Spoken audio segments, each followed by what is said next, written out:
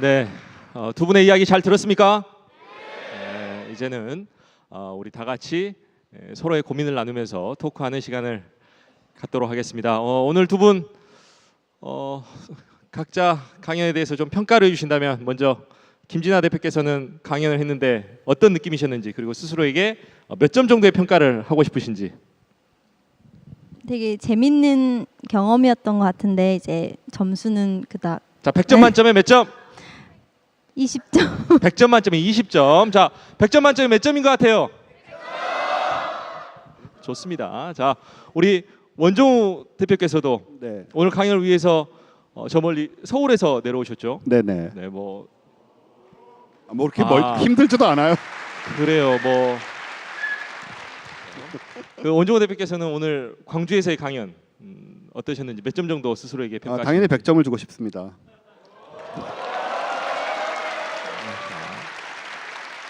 그러면 대표님, 오늘 관객의 점수는 몇 점 주고 싶으세요?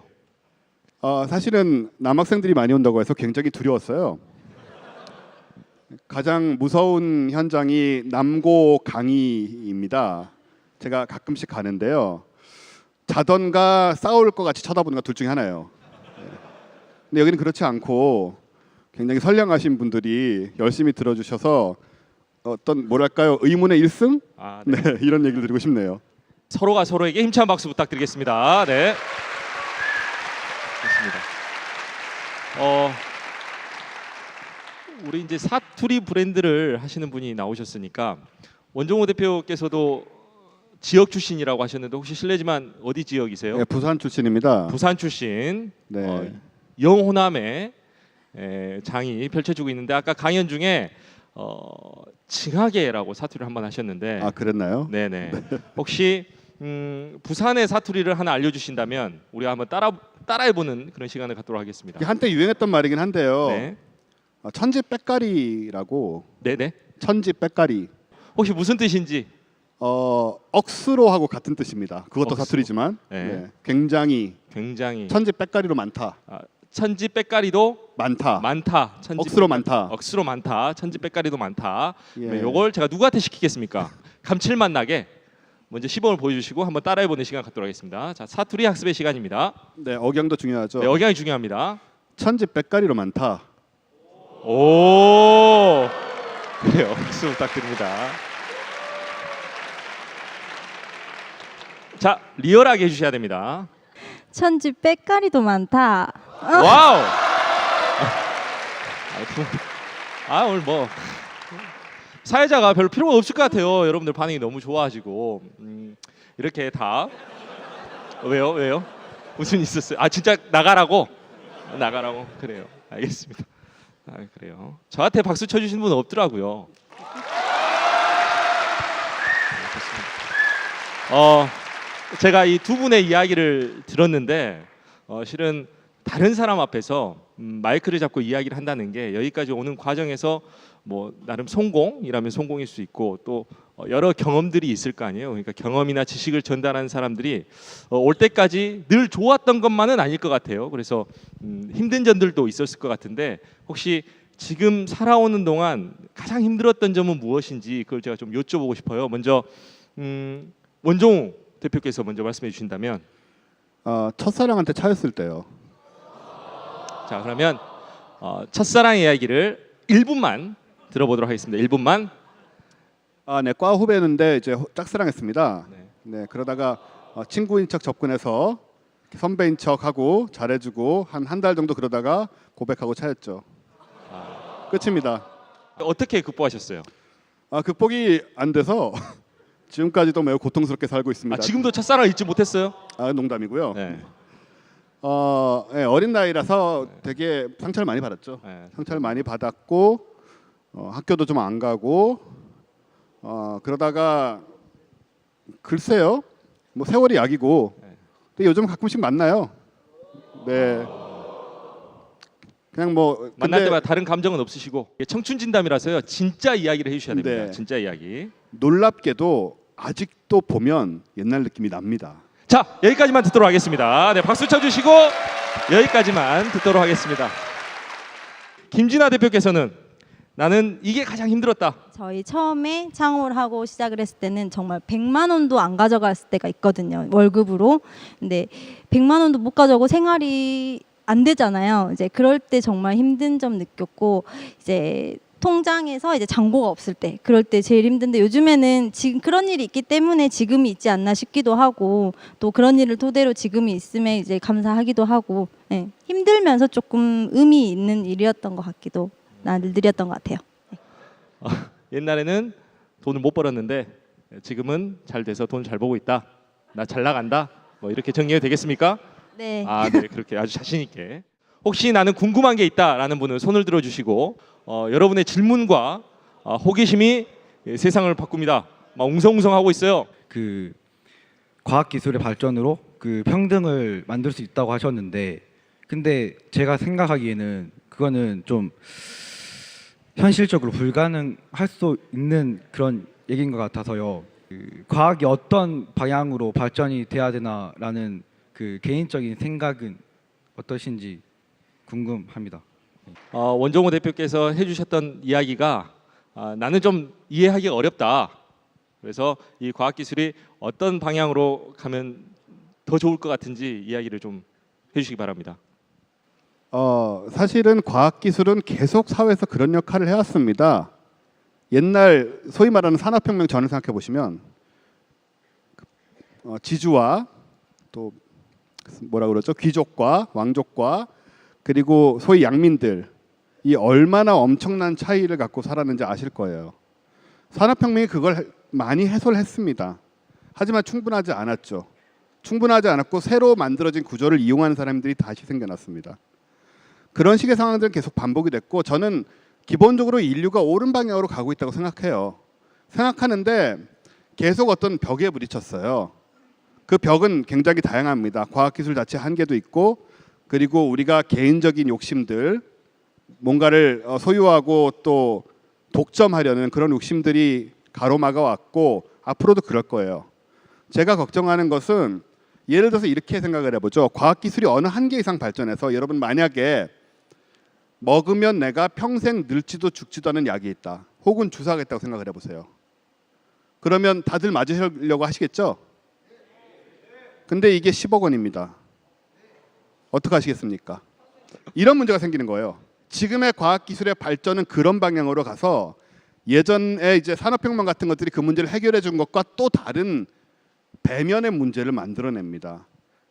그 10억을 쓸 수 있는 사람은 예컨대 영생을 누리고 그 10억을 못 쓰는 사람은 80살에 죽어야 되는 거죠. 이거야말로 정말 극도의 양극화잖아요. 과학기술이 이런 방향으로까지 가고 있다는 관점에서 그렇게 얘기를 드리는 거고 우리가 그런 부분에 있어서 좀 더 예민하게 생각을 하고 문제들을 풀어나가려는 준비가 돼 있어야 된다는 얘기를 하는 거고요. 간단히 말씀드릴 수 있는 것은 우리가 20세기에서 21세기로 넘어올 때 여러분들은 뭐 그때 존재했는지 모르겠지만요. 넘어갈 때 굉장히 많은 기대를 했지만 실제로 변한 건 거의 없었어요. 뭐 이렇지? 라고들 생각을 했습니다. 그런데 그때 꿈꿨던 소위 말하는 21세기란 것이 이제 시작돼요. 지금부터 시작입니다. 지금부터는 정말 엄청난 속도로 세상이 변할 거예요. 모든 분야에서 굉장히 많은 발전이 있고 굉장히 많은 변화가 있을 겁니다. 중요한 건 무엇이 개발되든 간에 그게 우리가 다 같이 향유하고 도움을 받을 수 있는 것이 아니라면 도태되는 사람의 상처나 고통은 더 클 것이다. 그 얘기는 들을 수 있을 것 같아요.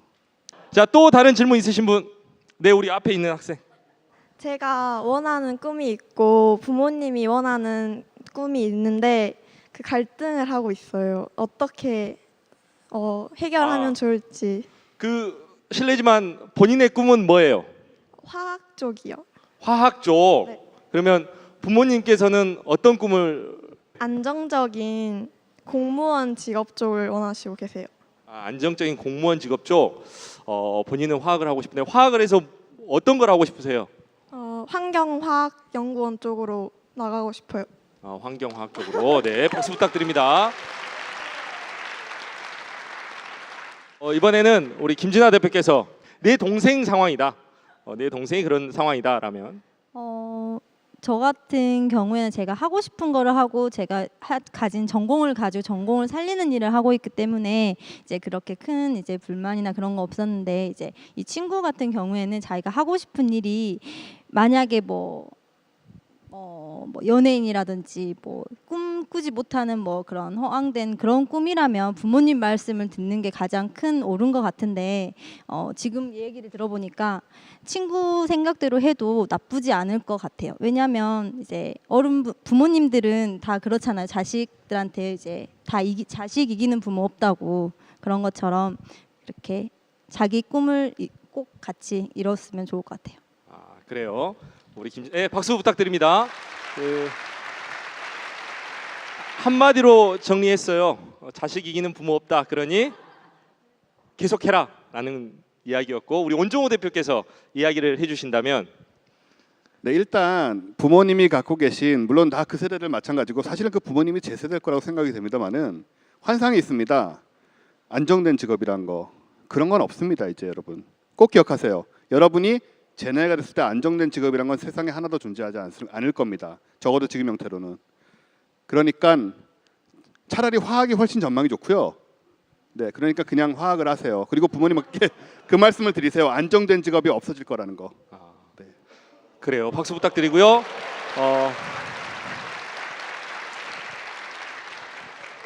청춘 진담은 여러분의 도전하는 꿈을 응원합니다. 그래서 우리 반장 학생이 환경화학의 선구자가 될 수 있도록 여기 모든 계신 분들이 응원해 주시고 힘찬 박수 부탁드리겠습니다. 네.